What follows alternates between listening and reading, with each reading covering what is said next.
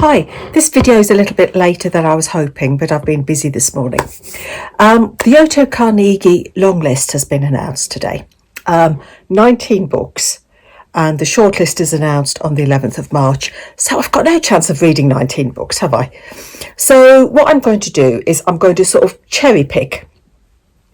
I'd read 2 or 3 of them and wait until the shortlist comes out in March, and then make sure that I try and get the shortlist read. So what have we got on the long list? We have got On Silver Tides by Sylvia Bishop, which is described as it's almost like it's Kelda's always protected her little sister Isla from danger on the rivers and from the suspicions of their community, for Isla cannot breathe underwater, and so her very existence is forbidden by Silverman's law. Now the rivers of England are growing sick, monstrous creatures are awakening, and a fierce torrent of blame falls upon Kelda's family.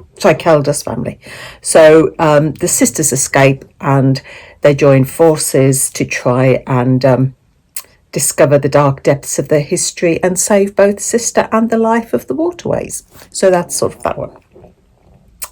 We're going to have to skim through this 19 of them. You Could Be So Pretty by Holly Bourne is a dystopian one, sort of like a Handmaid's Tale thing. Beauty comes at a price and girls must pay. In Belle and Joni's world, there are 2 options for girls. One is follow the rules and apply your mask, work hard to be crowned at the ceremony and be a pretty.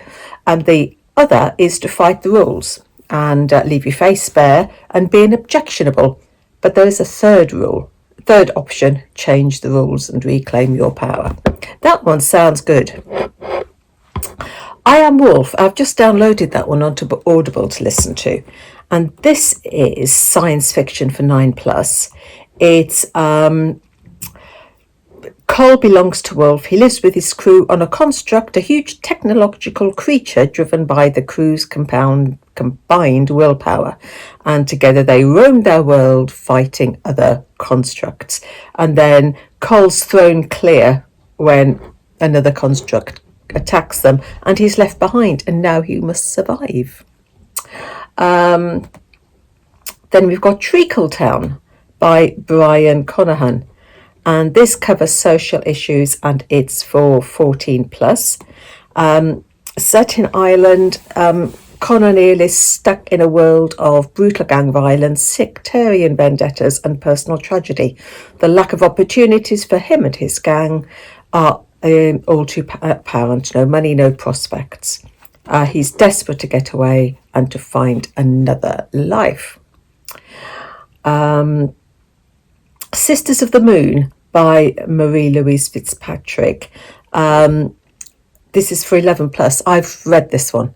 I read this a while ago, and is an atmospheric story about mysticism and the unexplainable. Susie's grieving her dead mother. One night she goes out into the garden and prays to the moon, sort of sings to the moon. And the next day, Rhiannon walks into the school and becomes her new best friend. I enjoyed that book. It's the only one on the list I've read.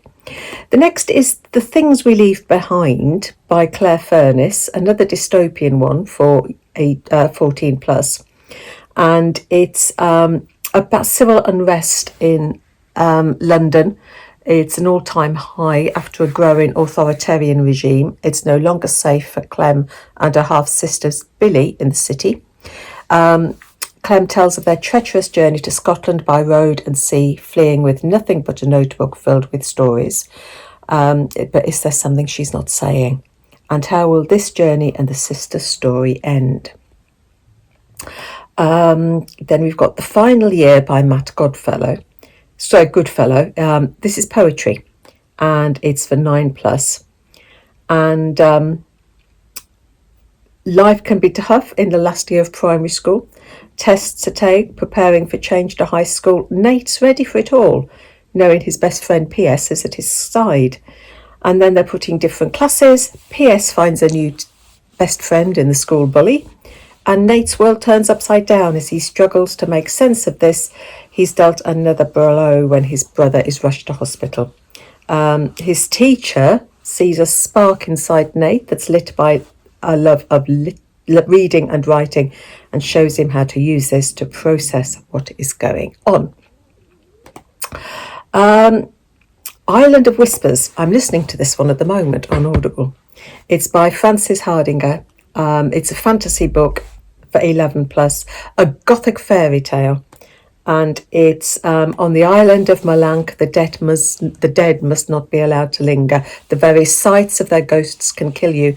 When young Milo is thrust into the role of ferryman following his father's sudden death, he's the one who must carry away the dead. Pursued by a vengeful lord and two malignant magicians, Milo must navigate the strange and perilous seas where untold threats whisper in the mist. So I'm reading that one at the moment, and it's quite atmospheric, the Audible is. If My Words Had Wings by Danielle Joando. It's all to do with personal growth for 14 plus. And it's about Tyrrell Forrester, 15, who has come out of a young offenders prison, and he's determined to turn his life around. But he's inspired by a visiting poet while he was inside, and he discovers a whole new world through the spoken word, and he's finally finding his voice. But will society ever see him as anything more than a criminal? Kind of Nothing by Nathaniel Lesaw. He was on the list last year and I enjoyed his book. This is humour for 11 plus, and Anton and his friends are the kings of year 9. They're used to ruling the school, and Anton wears the crown. He's got a reputation to live up to. But when he gets into serious trouble, he doesn't really care, but his mum definitely does.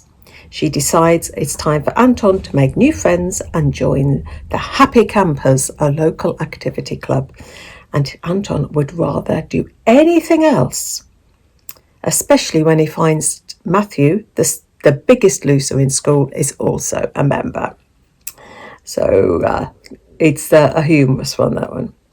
Then we go on to Little Bang by Kelly McCaughrean, all to do with personal growth for 14 plus.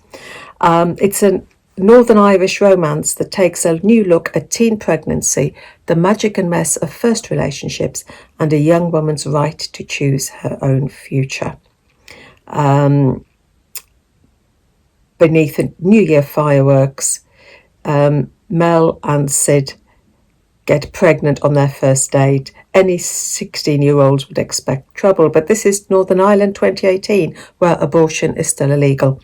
And Mel's religious parents insist she must keep the baby, while Sid's feminist mum pushes for a termination.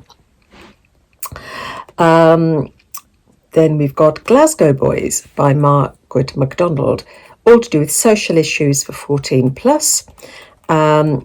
Finlay, he's studying for his nursing degree at Glasgow University. Coming straight from care, he's got no support network. He can write essays, and how can he write essays and not fall for the beautiful boy at uni when he's struggling to feed himself? And then Banjo, he's trying to settle in with his new foster family and finish high school, but he can't forget all that has happened, and his anger and fear keep boiling over. Can they finally let go of the past before it drags them under?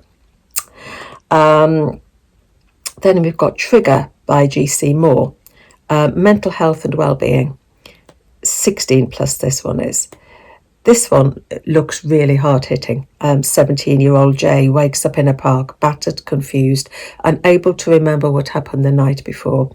But he has his suspicions. His best friend takes him to hospital, and Jay's referred to the sexual assault unit. At first, he refuses to believe that he's been raped, but he becomes overwhelmed by the weight of what had happened, and he wants answers, and his search leads him down a dark and dangerous path. That sounds very hard-hitting, that one.